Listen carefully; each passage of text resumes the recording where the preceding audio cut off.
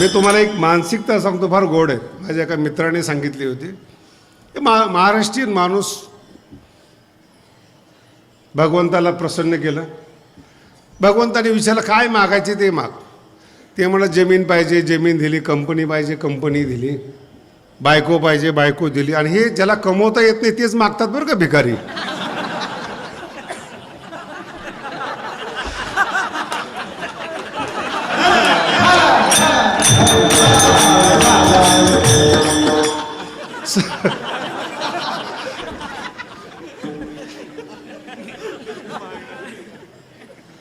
नंतर भगवंताने अजून काय पाहिजे म्हणे, जगातली मोठी कंपनी. म्हणलं यस. भगवंतानी कंपनी दिली. काय मागव या माणसाने, मग एक चांगला बॉस दे म्हणे. काय मागितलं, चांगला बॉस दे. भगवंताने विचारलं कशा करता, नोकरी कुठं करायची. अर्थ कळलं, कंपनीचा मालक केलाय पण नोकर वृत्ती जात नाही. सगळं दिल्यानंतर मग तो चांगला बॉस दे का त्याच्या हाताखाली मला नोकरी करायची. अरे सगळं मिळालं ना तुला, कधीतरी मालक हो. वृत्ती नोकर झालेली. अर्थ कळला का. वृत्ती जेव्हा गुलाम होते तेव्हा मालक होण्यासाठी प्रयत्न केले जात नाहीत. परमार्थ मालक होण्यासाठी आहे. विठाला विठाला. तुकोबरायचे सगळे अभंग आठवा. तुका म्हणे आम्ही राजे तिन्ही लोकीचे. देव ज्यांचा गुलाम आहे. वृत्ती गुलाम वृत्ती. पॅकेज किती आहे छोटा विषय आहे. तुझं तारुण्य विकत घेतलंय हे तुला कळालं नाही. संसारातलं सुख तुमचं आयुष्य विकत घेतं आणि मग तुम्हाला सुविधा देतं, सुख देत नाही. तुम्ही आता माझ्या समोर बसलेली माणसं आहेत. मी विचारलं फार समाधानी चाललंय. समाधान म्हणजे काय, पोरगं नीट आहे, बायको आज्ञेमध्ये, पैसा भरपूर आहे. यांनी काय झालं, हे किती दिवस चालणार आहे. महिना, 2 महिने, 4 वर्ष सुख. आणि अचानक पोटात दुखायला लागतं. काय झालं, काय नाही, आतडे बिघडले, हार्ट अटॅक यायची पाळी झाली. हे सुख नाही आहे. तुम्हाला विकून घेतलेलं सुख आहे. विठाला विठाला. आणि हे संत सांगतात स्वतःला विकू नका, स्वतःला गुलाम करू नका, स्वतःला गुलाम ठेवू नका. परमार्थामध्ये संतांचं दासी म्हणून घेतलेली आहे. दासी नाही ती, नाही तर ज्ञानेश्वरीचं वर्णन नसतं करता आलं. आणि वर्णन त्यानेच करावं ज्याला विषय कळतो. शब्द आहे का, विषय ज्याला कळाला तो गुलाब आहे. काय वर्णन करणार आहे त्याचं. पुन्हा एकदा समजून सांगतो. समोर गुलाब आहेत. आता याच्यातले फरक सांगतो किती लक्षात राहते तुमच्या. पहा, दगड, माती, सरोवर सगळे, त्याच्यामध्ये नाजूक फुल आहे. आता ज्याचा त्याचा अधिकार आहे काय पाहिजे. काही काही माणसं जे रेड्याच्या वृत्तीचे असतात त्यांना कमळ दिसतच नाही, गवतच दिसतं. काय गवत आहे, व सगळं हिरवगार आहे. अरे ते कमळ बघ ना. हे माणसं कशी आहेत याचं वर्णन आहे. काहीच दिसत नाही. जो दुष्काळातून आलेला आहे त्यालाही कमळ दिसत नाही. तो म्हणतो काय पाणी हो. अभाव जीवनामध्ये आहे, त्याची पूर्ती झालेली. अर्थ लक्षात आला. अभाव जीवनामध्ये. म्हणून भारतीय दर्शनशास्त्र कधीही गरिबांनी निर्माण केलेलं नाही. सगळे श्रीमंत आहेत. तुकोबर ज्ञानोबरायांचे पंजोबा मराठवाड्याची चीप होते, चीप महत्व होते. त्यांच्या घराण्यात ज्ञानोबरायांचा जन्म आहे. विठाला विठाला. आणि हे जेव्हा दाखवतात ना पिक्चरवाले हे वगैरे, इतकं वाईट वाटतं. असं वाटतं की ज्ञानोबराय किती गरिबीतून जन्माला आले. सावकारकीचा तुकोबरायांचा व्यवसाय. बागायत जमीन सावता महाराजांची. गरिबी स्वीकारणं वेगळं.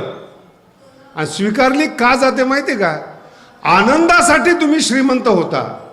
आणि परमार्थातला आनंद मिळाल्यानंतर संसाराच्या वस्तूकडे कोण पाहत. काय गरज आहे.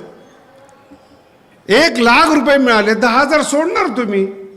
तसा परमार्थातला आनंद मिळाला म्हणून संसार सुटला. सुटला शब्द आहे, सोडला नाही. विठाला विठाला.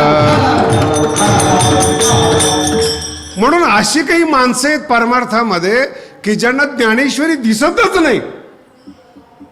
काय दिसतं, काय माणसं जमा झाली का कार्तिकीला. अजून दुसरा माणूस असतो, तो काय तमाशे होते. माणसंच आहे ते, पण ते तुम्ही आहात म्हणून तमाशाचा फड लावलाय. जर विकलं जात नसेल तर फड लागणार कोणाला. काही काही माणसं हॉटेलात खाणारी असतात, छान हॉटेल आहेत, अमक्या अमक्या ठिकाणी चांगलं मिळतं. ज्ञानेश्वरी दिसत नाही याच्यासाठी बोलतोय तुम्हाला. मग काही माणसं ठरवून येतात, आपल्याला 3 दिवस कीर्तनच ऐकायचे. ही या लोकांपेक्षा थोडी वेगळी आहेत. जे बाजार पाहणारी माणसं, हिरवं गवत पाहणारी वेगळी जरा कीर्तन ऐकतात. पण याला कीर्तनातलं खरंच काही समजत नाहीत, फक्त एक डोक्यामध्ये आहेत, आम्ही यांचं कीर्तन ऐकलं, कळत काहीच नाही. लक्षात तर अजिबात राहत नाहीत. त्यांना विचारलं कोणता अभंग होता, काहीतरी तुका म्हणत होते, पण इतरांपेक्षा चांगले आहेत. निदान कीर्तन दिसतं. तसं ज्या वेळेस तुम्ही निसर्गामध्ये फिरता, ते कमळ पहिल्यांदा दिसलं पाहिजे तुम्हाला. पाण्यावरचं कमळ दिसलं पाहिजे. टप्पे ऐकत चला, ज्याच्या त्याच्या अधिकाराप्रमाणे ज्ञानेश्वरी कळते. मग कमळ दिसल्यानंतर काही माणसं 1 सेकंद 2 सेकंद पाहतात. असं पाहिलं, हे कमळ आहे बरं का, निघाले दुसरीकडे. त्यांना कमळाशी काही देणं घेणं नाही, ते कमलाक्षी पाहायला आलेले असतात.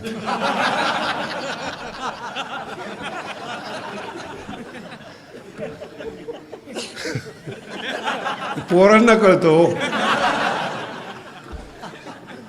का लक्ष जात नाही. कमळासाठी आलेले, ज्ञानेश्वरीसाठी आलेले नाहीत. म्हणून ज्ञानेश्वरीतल्या ज्या व्यावसायिक ओव्या आहेत तिकडंच लक्ष जातं. त्याच्या अतिरिक्त ज्ञानेश्वरीमध्ये सौंदर्य आहे, नाहीच लक्ष जात. मग काही जिज्ञासू असतात, ते म्हणतात इतक्या पाकळ्या आहेत, असा कलर आहेत, इतकं मोठं स्थान आहेत. हे इतरांपेक्षा बेटर, किमान लक्ष तरी गणितीप्रमाणे का होईना त्या कमळाकडे पाहतात. नाही लक्षात आलं. अजून पुढचा एक वर्ग आहेत, त्या निसर्ग नियमाप्रमाणे त्या तलावामध्ये उगवलेलं कमळ आहे त्याचे फोटो काढतात. त्याचे फोटो काढतात, मस्त बसून असतात. कमीत कमी ती फोटो काढणारी माणसं 12 तास तिथं आहेत आणि 12 तास कमळच पाहतात. हा एक वर्ग आहे. बरं, आता मला सांगा, फोटो काढण्यासाठी कमळाचा उपयोग आहे का? एक भ्रमर येतो आणि तो जे मकरंद घेऊन जातो तो कळत पण नाही कुणाला. फक्त कमळ पाहणारी लोक आहेत, कमळाचा फोटो काढणारी लोक आहेत, कमळाच्या कलरवर भाळणारी लोक आहेत. मकरंदापर्यंत फक्त भुंगा जातो.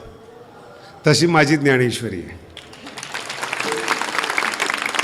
काही सांगतात ओव्या इतक्या आहेत, अध्याय इतके आहेत, इतक्या वेळा ओवाच आलेले आहेत, इतक्या वेळा शब्द आलेला आहेत. निदान ज्ञानेश्वरी पाहतात. अशा ओव्या आहेत, तशा ओव्या, किमान संसारिक लोकांपेक्षा त्याच्याकडे पाहणं फार चांगलं आहे. पण कमळाचा जन्म हा वर्णन करण्यासाठी नाही आहे. कोणतंही फुल असू द्या, कमळ असं डोक्यात घेऊ नका बरं, तेच बसायचं डोक्यात. कोणतंही फूल असू द्या, फक्त सुगंधासाठी जन्माला आलेलं आहे. ज्या दिवशी, ज्या क्षणाला त्या फुलातला सुगंध संपला, तिथून ते कोमजायला सुरुवात होते. जोपर्यंत सुगंध आहे, फुल टवटवीत आहे. लक्षात येते? टवटवीतपणा कुठपर्यंत आहे? जोपर्यंत त्याच्यामध्ये परिमळ आहे. आणि एकदा त्या तारुण्य निघून गेलं त्या फुलाचं, न दिसणारं, हे विसरू नका. आपलं तारुण्य निघून जातेत हे भल्या भल्यांना कळत नाही. विठाला विठाला. 2-4 दिवसापूर्वीच एक म्हातारं तक्रार करत आलं. मला म्हणे शास्त्रीची पोरांना काही सांगा, ऐकत नाहीत माझं. नाही कळालं? पोरांना काहीतरी सांगा, ऐकत नाही माझं. म्हटलं माझं कशामुळं ऐकतील? नाही तुम्ही महाराज आहात. म्हटलं तुझं रक्त तुझं ऐकत नाही. त्याला मी जरा वेगळा शब्द बोललो होतो. मी म्हटलं तुझं काय नोकर आहे का मी तुझ्या पोराला सांगायला. तर राग आला. महाराज तुम्ही असं बोलतो. म्हटलं असंच बोलणार. याच्यासाठीच परमार्थ आहे, बोलायला बंधन. माझं आहे का मुक्त का असे म्हणावे. नाही आवडत नाही येऊ नका ना. ज्याला एखादा पारमार्थिक माणूस चांगला वाटत नसेल येऊ नका. तुम्ही सगळे म्हणाल महाराज तुम्ही उद्धट बोलताय. ही ज्ञानेश्वरी आहे. वेडीवे माझी दडे. लोक जवळ येऊ नये म्हणून जो प्रयत्न करतो ना तो संत आहे. विठ्ठला विठ्ठला. अहो त्यांनी कमवलेला खाऊ, माझा शब्द नीट ऐका, त्यांनी कमवलेला खाऊ खायचा कधी. दिवसभर जर माणसं असले तर जेवायचं कधी. त्यांनी तारुण्य विकून ज्ञानेश्वरी कमवली आणि मकरंद खायच्या टायमाला माणसं पाया पडायला लागली. कुणी सांगितलं कुठं ना. नाही म्हण महाराज लोकांचं काय होईल. पुढीलाचे ओझे. भारताचं काय होईल. आपले माथा. एक तर पहिलं संसाराचं दुःख आणि पुढं जगाचं काय होईल त्याचं दुःख. कुंथल्याशिवाय. आणि अशी माणसं आयुष्यात जवळ लागू नये. जर कधी पाप केलं तर होऊ शकतं ते जवळ येऊ शकतात. दुःख देणारी माणसं. वारकरी संप्रदायामध्ये 50% अभंग फक्त संगतीवर आहेत. वाल्मिकापासून आतापर्यंत जी माणसं सुधारली ती संगतीनं सुधारली हे विसरू नका. विठ्ठला विठ्ठला. म्हणून का ऐकत नाहीत पोरं विचारच करू नका. मी त्याला विचारलं बरं तर जेवढे माणसं बसले तरुणपणामध्ये तुमचा आईबाप ऐकत होते, बायको ऐकत होती, बरोबर आहे. आता कुणीच ऐकत नाही हेही बरोबर आहे. का. परिमळ गेला. हे याचं नाव परमार्थ आहे. तो परिमळ जर देवाला दिला तर ते टिकेल. परिमळ जर विषयात घातला तुमची माती झाल्याशिवाय राहत नाही. कोणी वाचवणार नाही. पुन्हा एकदा सांगतो तुम्ही जर चांगलं वागलं देव सुद्धा तुम्हाला त्रास देऊ शकत नाही. जर तुमच्या चुका झाल्या ना देव माफ करू शकत नाही. असे काही संत आहेत आज ज्यांचे चुका झालेल्या आहेत, बर्बाद झालेले. एकदा कलंक लागला ना जीवनाला पुन्हा ज्ञान सुद्धा ऐकत नाही त्याचं. विठ्ठला विठ्ठला. म्हणून भ्रमर जो आहे तो जिथं पराग आहे त्याच फुलाजवळ येतो आणि त्या फुलाने जपण्याचा विषय म्हणजे पराग आहे, सुगंध आहे. बोलतोच आता थोडंसं पुढं आता बसलोच आहे. तुम्हाला पण काय पर्याय नाही. ज्या फुलात सुगंध आहे ना तेच फूल स्त्रियांच्या डोक्यावर असतं. किती कळते बघा. आणि ज्या फुलाचा सुगंध गेला कोमजलं ते तिच्याच पायाखाली असतं. जी फूल डोक्यावर ठेवते तीच पायाखाली तुडवते. तुम्ही ठरवा ज्ञानेश्वरीकडे यायचं का. इथे ज्ञानाचा विषय नाही आहे. पुन्हा सांगतो मी काही ज्ञान सांगितलं नाही तुम्हाला. ज्ञानी झाल्यावर असं होईल. तारुण्य देवाला अर्पण करा आणि मग बघा तुमचा सुगंध. 700 वर्ष झाले ज्ञानबा तुकाराम चालू आहे. 700. कुणाचा संबंध नाही आहे, काही बोलत नाही. आणि त्याच्या पुढं जाऊन सांगतो तुम्हाला विठ्ठला विठ्ठला. ज्ञानबा तुकाराम हे भजनच का. ज्ञानोबरायाने सांगितलं आणि तुकोबरायाने वागून दाखवलं म्हणून दोघांची नाव आहेत. बघा कसं सांगितलं. विषयांतर करून सांगतो तुम्हाला. यमाचा पाहुणा आणि त्याच हरिपाठामध्ये एक शब्द आहेत शांती दया पाहुणा. कधी गंभीरतेने विचार करा. माऊली शेवटच्या अभंगात सांगतात हरिपाठात पाहुणा हरी करी.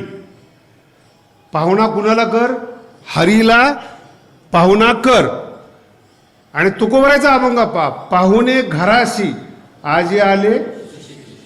सांगितलं पाहुणा कर. तुकोबरायांनी सांगितलं पाहुणा केला. कुणाला. पाहुणे घराशी. म्हणून ज्ञानबा तुकाराम भजन आहे. अशा 1000 अभंग आहेत बरं का, एक नाहीत. त्याच्यातच आपला वेळ जायचा. आणि जर समजा हरीला पाहुणा नाही केला तर यमाचा पाहो प्राणी होय.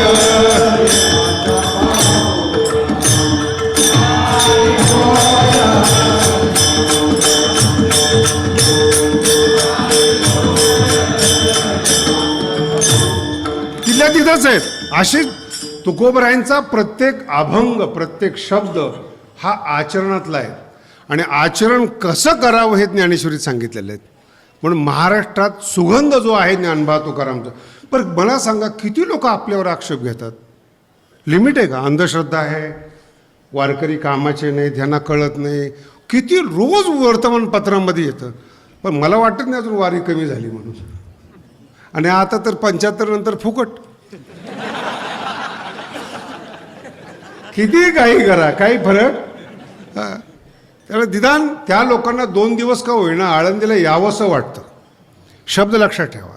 तसं तुमच्या आमच्या जीवनातला आणि ज्ञानेश्वरीचा अर्क जो आहे, तारुण्य जे आहे, ते भाव आहे. तुम्हाला का किंमत आहे? भावपूर्ण बोलता. तुमचे जीवन कसं आहे? भावयुक्त आहेत. तो भाव तुमचा असेल तो तो संसारिक आहे, आणि संतांचा असेल तर भाव सुगंध आहे. तुम्हाला मी ज्ञानोबरांची लाईफस्टाईल सांगतो आत्ताच्या भाषेत. लाईफस्टाईल हे जे शिकलेले लोक आहेत ना, फार शब्द वापरतात. लाईफस्टाईल कशी पाहिजेत, काय काय आमच्यावर जळतात तो भाग सोडून द्या. मला एक जर म्हणलं महाराष्ट्र, अरे पण की वेडा आहेस का? अज्ञानी आणि मूर्ख लोकांनी चांगलं वागावं आणि संत म्हणून घेतात, ज्ञानी लोकांनी काही वाटी घेतली म्हणजे तुम्ही संत म्हणाल का? आमचं ऐश्वर्य आहे ते. जो ज्ञानेश्वरी सांगतो त्यांनी काही वाटी घ्यायची का संत म्हणून घेण्यासाठी?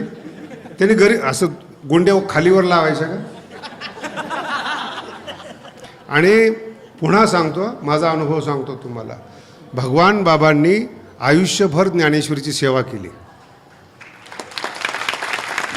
सांगायचं आहे अजून, टाळ्या नका वाजू. भगवान बाबांनी आयुष्यभर ज्ञानेश्वरीची सेवा केली. वारकरी शिक्षण संस्थेसह महाराष्ट्राला बाबांनी पैसा पुरवला. ऐश्वर्य संपन्न जीवन. पैसा का आला? ज्ञानेश्वरी ऐश्वर्य संपन्न जीवन बनवते. बाबाकडे पहा, सगळ्यात ॲडव्हान्स बाबा त्या काळात असायचे, मस्त राहायचे. त्यावेळी जळणारी लोक होते. ज्ञानेश्वरी हे ज्ञानोबर आहेत. आणि माझं मत सांगतो तुम्हाला, तुम्ही देवाची सेवा करूच नका, ज्ञानेश्वरीचे पुत्र व्हा.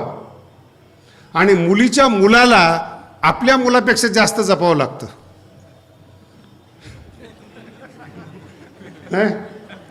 दुसऱ्याचं असतं ते.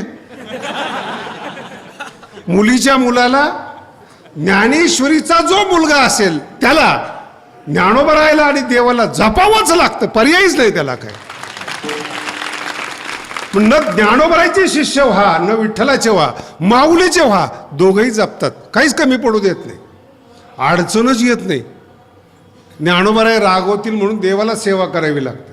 तुम्ही अनुभव, जे जे ज्ञानोबरांचे शिष्य झाले ऐश्वर्य संपन्न जीवन जगले. मला ते वैराग्य सांगितले त्याचं काय, ते आतली गोष्ट आहेत, उलट्या सुलट्या गुंड्या लावणाऱ्याची नाही ती. वैराग्य सिद्धी देईचे जाता जाता विषय सांगतो बरं का. वैराग्य कोणत्याही माणसाकडे नाही. पुन्हा जाऊन सांगतो, खात्रीपूर्वक सांगतो. त्याग असेल, चहा घेत नाही, पाव खात नाही, त्याग आहे, वैराग्य नाही. जर निष्काम कर्म केलं, पुन्हा ऐका, चांगल्या पद्धतीनं जर कर्म केलं, त्या कर्मावर भगवंत प्रसन्न होतात. ही ज्ञानोबरांची पद्धत आहे. भगवंत प्रसन्न होतात आणि मग ते वैराग्य देतात. वैराग्य सिद्धी देईजे पसायत. हे पहिली कृपा आहे, पहिलं जीवन आहे, पहिलं वैराग्य. हे भगवंत वैराग्य देतो आणि ते वैराग्य तुम्हाला देवापर्यंत नेतं. त्याला वैराग्य म्हणतात. तुम्ही आम्ही त्याग करतो, लोकांनी मानावं म्हणून, काहीतरी मिळावं म्हणून सोडणं वेगळं आणि गाईड म्हणून वैराग्य आपल्याबरोबर असणं वेगळं. ज्ञानेश्वरी वाचा, असे शब्द आहेत. वीत रागते सारिखा, जोडवून ठेविला सखा, आघविया भूमिका सवे चाले, सतत बरोबर असतं वैराग्य. आणि साध्या भाषेत बोलतो, पण ज्ञानोबरांची जया निदिल्या ती उपासी वैराग्य गा. वैराग्य संत जर झोपला ना, संत जर झोपला, वैराग्य त्याची पाय दाबतं महाराज, त्याला जीवन म्हणतात. झोपल्यानंतर सुद्धा त्या माणसावर आक्षेप येत नाही, हा भगवंताचा प्रसाद, ह्याला वैराग्य म्हणतात. नाही तर बाकी त्याग आहे. आणि तो जो त्याग, ते जे वैराग्य सिद्धी देई जे पसाये तया, त्यावेळेस तुम्ही परमार्थामध्ये येतात, त्यावेळेस परमार्थ क्षेत्रात एंट्री होते तुम्हाला. म्हणून जोपर्यंत वैराग्य कृपेनं तुम्हाला मिळत नाही, भगवंत वैराग्य येतच नाही, ज्याला मिळालं वैराग्य, तिथून पुढं देवप्राप्तीचे साधनं सुरू होतात. सगळ्यांनी व्यवस्थित ऐका. तिथून पुढं वैराग्य भगवंताने दिल्यानंतर ईश्वर प्राप्तीचे साधनं सुरू होतात. आपण ते एवढे येडपट आहेत, काय सांगायचं तुम्हाला. अगोदरच म्हणतो देव कुठे, कसा काय आहे तर दाखव. तू कोण आहेस? परिमळ गेलिया शब्दाचा अभ्यास केलाय का तुम्ही कधी? ओस. म्हातारी माणसं पहा, दुखी नाहीत. माझ्या बोलण्याचं वाईट वाटून घेऊ नका. श्रीमंत आहेत, ओस. आनंद निघून गेलेला चेहरा, विठाला विठाला. सगळं घरामध्ये आहे, तारुण्य निघून गेले, पायाखाली आलेलेत लोक. आणि पुन्हा अधिकारदा जुनी पद्धत, नाही जमत नाही ते. म्हणून ज्ञानेश्वरीचा भाव हे मिळालं पाहिजे तुम्हाला. ज्ञानेश्वरीच्या ओव्या नाहीत, शब्द नाहीत, सार्थ नाहीत. ते चित्रकार झाले, इतक्या ओव्या, इतक्या अभंग, इतक्या अशा पद्धतीनं. माझ्या बऱ्याच वेळा ओव्या बोलता नाही ना, आणि जे का वगैरे येतच नाही माझ्या तोंडामध्ये. मला जेवढा टवका पाहिजे तेवढाच घेतो मी. 3 शब्द असेल तर 3. आमचे मित्र म्हणतात महाराज ते आई आणि जे का वगैरे, म्हटलं तू वापरत जा. आम्हाला भावाशी मतलब आहे ना, भाव. आणि ही जनाबाईची ताकद आहे, जी दासी म्हणून घेते पण ज्ञानेश्वरीचं वर्णन करते. आणि ती समजून सांगते ज्ञानोबरायांचा भाव कुठं ठेवलेला आहे. पहिल्या चरणात अक्षराची गाठी ब्रह्मज्ञानाचे